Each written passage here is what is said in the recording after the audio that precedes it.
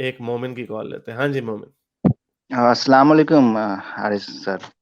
वालेकुम सलाम सर, क्या कहना चाहेंगे? पिछले बार मैं एंटी फसाद करके आया था तो आपने बोला था कि अपना नाम चेंज करके आओ और मोमिन करके आओ ताकि लेने में आसानी हो, इसलिए नाम बदल लिया। जगह ले लिया ना मैंने आपको, लेकिन वैसे मैंने आपको बारी पे लिया आपकी। जी जी शुक्रिया। नहीं, आपसे बस दो बातें करनी थी।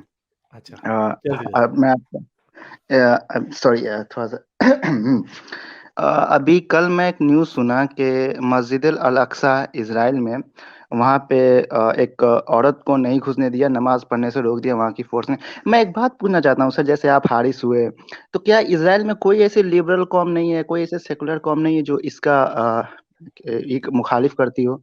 ऐसा कोई नहीं है क्या? मुझे तो नहीं क्या दिखता मतलब है है? ऐसा। बहुत है, बहुत बहुत लोग हैं तो वहां फिर पे। क्यों ऐसा है कि वहाँ पे ऐसा हो रहा है, मुझे ये समझ नहीं आ रहा। तो उसके पीछे कोई वजह होगी ना, women refuse entry in Al Aqsa mosque, उसके टाइम टेबल है, कुछ उसके और भी बड़ी चीजें चल रही होती है ना, कर्फ्यूज भी लगे होते हैं, सिक्योरिटी रिस्क भी होते हैं, तो क्या है इसमें? तो मतलब नहीं, मैं पूछ रहा था कि अगर ऐसा कुछ होता तो वहाँ कोई ऐसे नहीं जो मतलब गलत को गलत बोले, सही को सही बोले, ऐसा कोई नहीं नहीं है बोलते हैं क्या? ना। आप नहीं, वो बोलते हैं, उनकी अपनी देखे ना। अब इसराइल का जो मसला है, इसराइल की स्टेट भी तो है ना। आप लोग क्या कहते हैं, land to sea we will drive, will Palestine will be free, या हम उसको यहूदी इसराइल, हम यहूदियों को वेस्ट बैंक में दबा देंगे। वो आई मीन आप लोगों के नारे भी तो इस तरह के है ना। एक स्टेट ऑफ पैलेस्टाइन का जो मसला है, जरा मुझे आप बताएं कि आप स्टेट इशू ऑफ पैलेस्टाइन को कैसे समझते हैं? क्या है स्टेट ऑफ पैलेस्टाइन का इशू, इसराइल का अ, इशू? मैं ये समझता हूँ कि वो असल में एक बहुत ही, हिंदी में बोले तो विवादित और इंग्लिश में बोले तो बहुत ही अजीब जगह है। यानी कि वहाँ मुस्लिम और यहूदियों का हमेशा, और क्रिश्चियन सबका एक जगह है, एक लड़ाई सा चल रहा है, मुझे बस इतना ही पता चलता है। तो बस देखें ना, आप लोग इसको, आप इसके इशू को नहीं ना समझते।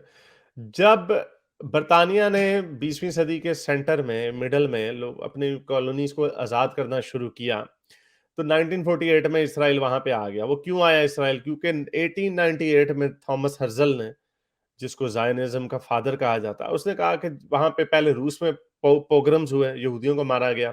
फिर तो वो पहली माइग्रेशन हुई, वो वहां पे अपने प्रॉमिस लैंड में गए। उन्होंने कहा अब हमने एक अपना अपने उधर जाना। उस वक्त वो बर्तानिया के मातहत था, वहां पे कोई फलस्तीन नहीं था, कोई इसराइल नहीं था। सॉरी, उस वक्त वो ऑटोमन्स के अंडर था। उन्होंने पैसे दे के तुर्कों से वो जगह खरीदी। ओके, फिर जी जंग होती है, पहली जंग अजीम, तुर्क हार जाते हैं, वहां पे बर्तानिया आ जाता है। ठीक है, माइग्रेशन आई जाती है, आई जाती है, आई जाती है। दूसरी या तीसरी, मुझे भूल गया उस माइग्रेशन को कहते क्या, उसका पूरा एक नाम है उनकी जायनिज्म की फलसफे में। अब जो वहां पे फलस्तीनी जिनको आप कहते हैं, वहां पे कोई फलस्तीन की कोई रियासत उससे पहले नहीं थी। बर्तानिया से पहले ऑटोमन्स थे, ऑटोमन्स से पहले फिर क्रिश्चियंस की थे, वो सलीबी जंगें वगैरह पूरी चलती रहती थी। और यूं एक स्टेट वो कभी भी नहीं थी। जैसे बर्तानिया गया, बर्तानिया ने आपको पाकिस्तान दे दिया, या बांग्लादेश दे दिया, पाकिस्तान ने बांग्लादेश मिल गया आजादी से। तो अब जो मसला है वहां पे, मसला ये है कि इसराइल कहता अब हमने स्टेट बना लिया। उन्होंने कुछ एरियाज छोड़ दिए, पहले उन्होंने रियासत बनाई, फिर उन्होंने जंग की पूरे अरबियों ने मिलकर, उन्होंने और हिस्सा ले लिया। उन्होंने कहा ताड़ी ऐसी थी तैसी, उन्होंने वो और एरिया जो है अपने अंदर शामिल कर लिया। अब पैलेस्टीनियंस जो है उसके बीच में भी रहते हैं, लेकिन वो पैलेस्टीनियन कहते हैं कि हमें एक अलहदा रियासत दी जाए। अब प्रॉब्लम ये है, वो कहते हैं हम आपको रियासत, यहाँ पे तो पहले कोई रियासत थी नहीं, हम आपको कैसे दें रियासत? आपने रहना है, आप इस एरिया में, ये पूरा एरिया हम इसको इसराइल बना लेते हैं और आप उसके अंदर रही जाए। जो वेस्ट बैंक का जो एरिया है, और गाजा स्ट्रिप तो है ही, उसको सबसे बड़ा प्रिजन कहा जाता है। गाजा स्ट्रिप जो है, वो उन्होंने सारे फलस्तीनियों को इकट्ठा करके कहा आप इधर रह लो। अब वो वहां पे जंग लड़ते हैं, वहां से वो रॉकेट मारते हैं। अब ये डिस्प्यूट है, मैं कोई साइड नहीं ले रहा, ये मैंने आपको बड़ा ब्रीफली आपको हिस्ट्री समझाने की कोशिश की है। तो ये इतना आसान नहीं है मुसलमान जिस तरह कहते हो जी वो उन्होंने उनको दबाया हुआ। उससे पहले कोई रियासत थी ही नहीं। उससे पहले ये ऑटोमन्स के पास था, यहूदियों ने पैसे दे के जगह खरीदी थी। अब आ जाती है अक्सा मॉस्क के ऊपर, और ये जो आपकी पूरी रिलीजियस जो जंग चल रही है, वो कहते हैं ये हमारा है। पिछले हमें हेड्रियन ने चपेड़े मार के निकाला था वहां से। हेड्रियन ने उससे पहले वेस्पेशियन ने हमें छितर मार के हमारे इस एरिया पे कब्जा किया था। वेस्पेशियन से पहले रोमन, ये जा रही 2000 साल पहले तक की बात। तो कहते हैं आप हमारे पास आ गए, हमारी रियासत है। ये जो बात कर रहे हैं ना यहाँ पे, अब वो चलते रहते हैं, मुसलमान भी छेड़खानी करते रहते हैं, वो फिर कर्फ्यू लगा देते हैं, वो कहते हैं नहीं अच्छा आपका आना इधर बंद हो गया वगैरह वगैरह। मैं इसराइल जाना है, आर्मी नवाबी गया था, वहां पे उन्होंने बनाई हुई है जगह कि यहाँ पे मुसलमान रह सकते हैं। वो सपोजिटली वहां पे हजरत इब्राहिम की मेरा ख्याल कब्र है, सपोजिटली है नहीं, वो ऐसे कहते हैं।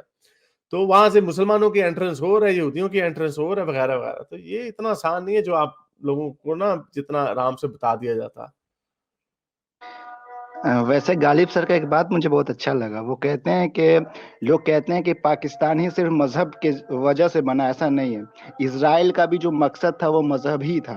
ये तारिक फतेह पर जब वो आर्गुमेंट कर रहे थे तो ये बात करते हैं, और आप कह रहे हैं कि वो पैसे देकर खरीदा, तो मुझे समझ नहीं आया नहीं नहीं, कि तो आप। ये तो हिस्ट्री का हिस्सा है ना। लेकिन आप ये कहते हैं कि वो आर्ग्यूमेंट ये है कि पैसे दे के वही जगह क्यों खरीदी, अमेरिका में कोई जगह क्यों नहीं खरीदी। उसके पीछे वजह मजहबी ही थी। वजह उनकी मजहबी थी। वो ये कहते हैं कि बाइबल में ये हमारा प्रॉमिस्ड लैंड है। ये उनका आर्ग्यूमेंट, उसके पीछे उनका यही है। तो ये कहना कि ये मजहब की वजह से बनी है, वो ठीक है। अब दूसरा आर्ग्यूमेंट हम भी ये आर्ग्यूमेंट देते हैं। मेरी एक दफा नॉर्वे में मैं एक जगह पे लेक्चर दे रहा था, तो वहां पे एक यहूदी खड़ा हो गया। उसने मुझसे पूछा, ओ जी, मैंने कहा मैं सेटलमेंट्स के खिलाफ हूँ, क्योंकि हमें पता ही है यहूदी आते हैं जी, अच्छा जी, इधर पूरा पूरा कब्जा कर लेते हैं, वहां से उनको बेचारों फलस्तीनियों को निकाल के ले आते हैं, फिर बताते हैं हमने 1890 में ये जगह खरीदी थी या 1910 में जगह खरीदी थी। बड़ा जुल्म करते हैं। It's not fair. मैं ये नहीं कह रहा ये फेयर है। इसीलिए मैंने बड़ी दफा स्टेटेड पोजीशन दी हुई कि सेटलमेंट्स जो हैं, मैं इनकी फेवर में नहीं हूं। असल सोल्यूशन, वर्कबल सोल्यूशन यही है कि टू स्टेट सोल्यूशन होना चाहिए।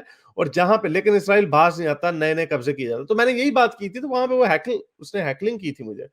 तो ये लेकिन मुझे ये मैं ये इसलिए आपको ये बता रहा हूँ क्योंकि मैं आपको ये कह रहा हूँ कि मुसलमानों को खुद भी नहीं पता कि असल में प्रॉब्लम क्या है। ये इतना आसान फिर भी नहीं है जितना मुसलमान समझते हैं। मुसलमान का दावा ये है, अच्छा जी सारे उठ के चले जाओ। इसका सोल्यूशन टू स्टेट सोल्यूशन है, और इसके अलावा और कोई सोल्यूशन नहीं है। गालिब सर कहते हैं एक और बात, कि आज जो मुसलमान जॉर्डन के हैं, मतलब जो ये फलस्तीन के हैं, वो आज सजा पा रहे हैं। और वो खैर वो कुछ और भी बात करते हैं, लेकिन कहते हैं कि जो इजराइल था वो मजहब की बुनियाद थी और यही सबसे बड़ा फसाद है, वो ये बात कहते हैं। तो आप अलग ही बात कर जा रहे हैं, तो मुझे समझ नहीं है। खैर सबकी अलग अलग सोच है। नहीं नहीं, तो क्या दूसरा बात मतलब? नहीं, अगर मैं ये। आपने इसको नहीं, अगर आपने इसको नहीं, यू कैन मैं यार, ओ भाई, मेरी नजर से तो मजहब भाड़ में चला जाए। अगर आप मुसलमान भी खत्म कर देंगे, इस्लाम खत्म कर देंगे, तो मुसलमान यहूदियों के इसराइल सेकुलर स्टेट में भी रह सकते हैं। तो मजहब में फिर आपने अगर ब्लेम करना है तो दोनों मजहबों को करें ना ब्लेम।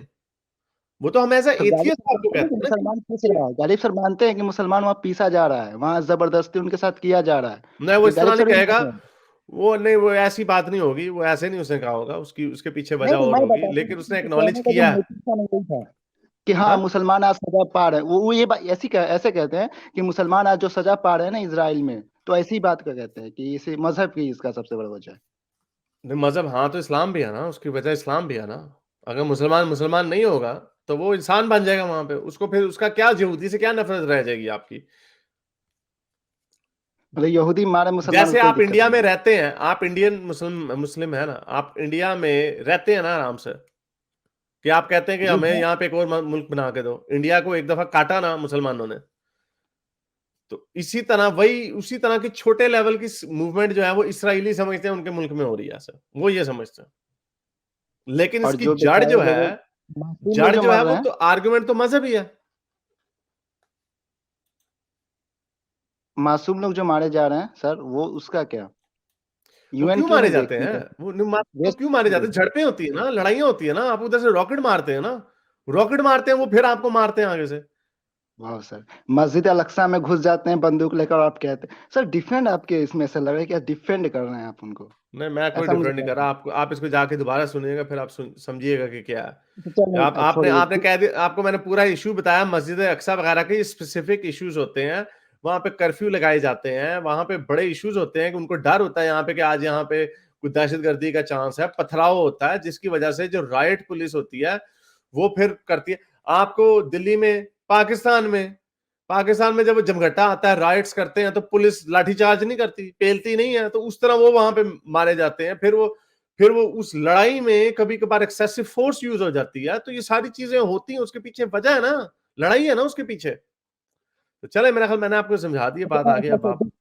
से दूसरा दूसरा बात, बस एक और चीज। अभी पाकिस्तान में क्या मसले चल रहे हैं, ये बहुत मैं सुन रहा हूँ कि सऊदी अरबिया, अमेरिका, ये सब अपने, मतलब लगता है कि तहरीक तालिबान पाकिस्तान जो है सर वो चढ़ाई कर रहा है का, इस तरह से ऐसा दिख रहा है मुझे। और नहीं, इतनी ऐसा उनकी औकात नहीं है, उन्होंने करना कुछ नहीं है। उन्होंने तो करना है, छेड़खानियां करते रहेंगे, लेकिन होना वाला कुछ नहीं है। लेकिन अफसोस की बात है, धमाके धमूके होंगे, सारी सी बात है। कहीं ऐसा नहीं कि फिर पाकिस्तान उस जगह चला जाए जिस तरह पहले भी धमाके होते थे। इट्स पॉसिबल, ऐसा हो भी सकता, लेकिन क्योंकि अब तो उनके पास पूरे तालिबान की सपोर्ट होगी ना, अफगानिस्तान के तालिबान की, उनके पास पूरा एक रियासत है उनके पीछे, उनके पास, तो ऐसा हो भी सकता। ये बड़ी खतरनाक सिचुएशन हो सकती है। चले, बहुत जी। शुक्रिया आने का, थैंक यू। मेरे इस नेक काम को जारी रखने के लिए मुझे पेपैल या पेट्रियन पे जरूर सपोर्ट कीजिए, ताकि मैं अपना पैगाम ज्यादा से ज्यादा लोगों तक पहुंचा सकूं।